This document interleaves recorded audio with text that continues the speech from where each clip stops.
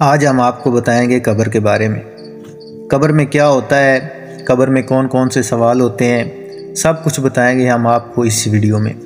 تو ویڈیو شروع کرنے سے پہلے آپ سے گزارش ہے کہ آپ نے ابھی تک ہمارا channel history of Islam subscribe نہیں کیا تو جلدی سے سبسکرائب کر لیں۔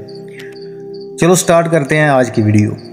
قبر میں کیا ہوتا ہے، یہ ایک ایسا سوال ہے جو ہر انسان کے ذہن میں کبھی نہ کبھی ضرور آتا ہے۔ اسلام کے مطابق موت کے بعد انسان کو قبر میں رکھا جاتا ہے اور وہاں اس کے ساتھ کیا ہوتا ہے اس کا ذکر قرآن اور حدیث میں تفصیل سے ملتا ہے۔ جب میت کو قبر میں اتارا جاتا ہے اور دفن کر دیا جاتا ہے تو سب لوگ واپس چلے جاتے ہیں، لیکن مرنے والا اپنی قبر میں تنہا رہ جاتا ہے۔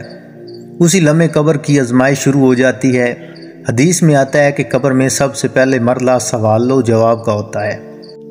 دو فرشتے جنہیں منکر اور نکیر کہا جاتا ہے قبر میں آتے ہیں اور میت سے 3 سوال کرتے ہیں۔ تیرا رب کون ہے، تیرا دین کیا ہے، تیرا نبی کون ہے۔ اگر میت نیک ہو اور دنیا میں ایمان و عمل صالح کے ساتھ رہی ہو تو وہ درست جواب دیتی ہے، میرا رب اللہ ہے، میرا دین اسلام ہے، میرے نبی حضرت محمد صلی اللہ علیہ وآلہ وسلم ہے۔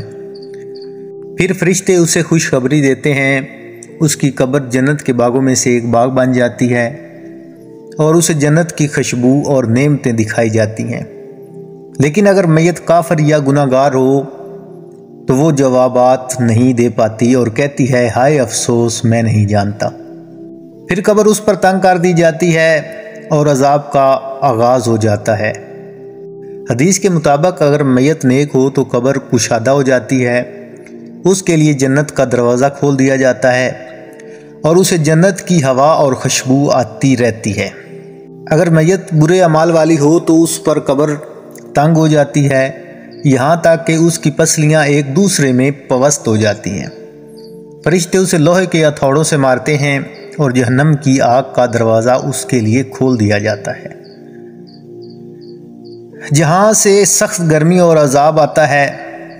رسول اللہ صلی اللہ علیہ وآلہ وسلم نے فرمایا کہ مومن کی قبر میں ایک خوبصورت شخص آتا ہے جو اس کے نیک اعمال کی شکل میں ہوتا ہے اور کہتا ہے خوش ہو جاؤ، یہ وہ دن ہے جس کا تم سے وعدہ کیا گیا تھا۔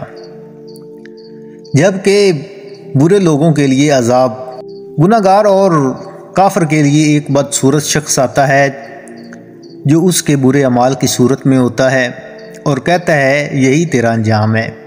نبی کریم صلی اللہ علیہ وسلم نے فرمایا قبر آخرت کی پہلی منزل ہے، اگر کوئی اس سے بچ گیا تو آگے آسانی ہوگی اور اگر نہ بچ سکا تو آگے عذاب سخت ہوگا۔ قبر کی زندگی ایک حقیقت ہے، اگر ہم دنیا میں اچھے اعمال کریں، نماز روزہ صدقہ اور نیک اخلاق اختیار کریں تو قبر ہمارے لیے جنت کا دروازہ بن سکتی ہے۔ لیکن اگر ہم گناہوں میں زندگی گزاریں، اللہ کی نافرمانی کریں اور دنیا کے دھوکے میں پڑیں تو قبر میں مشکلات اور عذاب ہمارا مقدر بن سکتا ہے۔ اللہ ہمیں قبر کے عذاب سے محفوظ رکھے اور جنت کی خوشخبری عطا فرمائے، آمین ثم آمین۔